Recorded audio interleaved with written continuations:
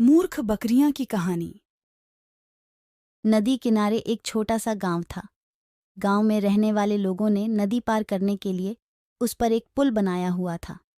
लेकिन वह पुल इतना संकरा था कि एक बार में केवल एक ही व्यक्ति उसे पार कर सकता था। एक दिन की बात है, एक बकरी नदी पर बने उस पुल को पार कर रही थी। पुल पर चलते चलते उसने देखा कि एक दूसरी बकरी उसी पुल पर विपरीत दिशा से आ रही है। कुछ ही देर में दोनों पुल के बीचों बीच पहुंच गई। पुल को एक बार में केवल एक ही बकरी पार कर सकती थी, इसलिए दोनों बकरियां कुछ देर तक इंतजार करती रहीं कि सामने वाली बकरी पीछे हट जाएगी। लेकिन ऐसा नहीं हुआ। दोनों में से कोई भी अपनी जगह से नहीं हिली, बल्कि अड़कर खड़ी रही। तब एक बकरी दूसरी बकरी से बोली, तुम मुझे जाने का रास्ता दो, क्योंकि मैं तुमसे बड़ी हूं। इस बात पर दूसरी बकरी हंस पड़ी और बोली, होगी तुम मुझसे बड़ी, लेकिन मैं तुमसे कहीं ज्यादा ताकतवर हूँ। मैं तुमसे जल्दी ये पुल पार कर लूंगी, इसलिए तुम मुझे रास्ता दो।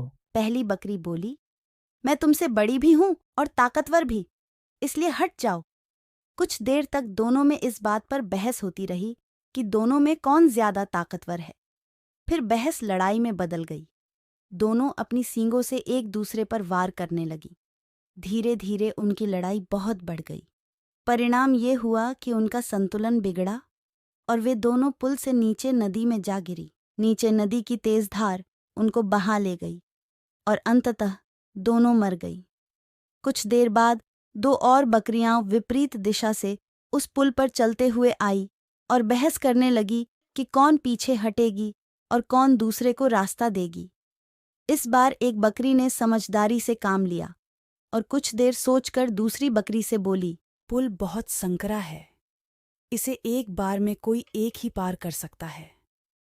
यदि हमने लड़ने की मूर्खता की तो नदी में गिरकर अपनी जान गंवा देंगी।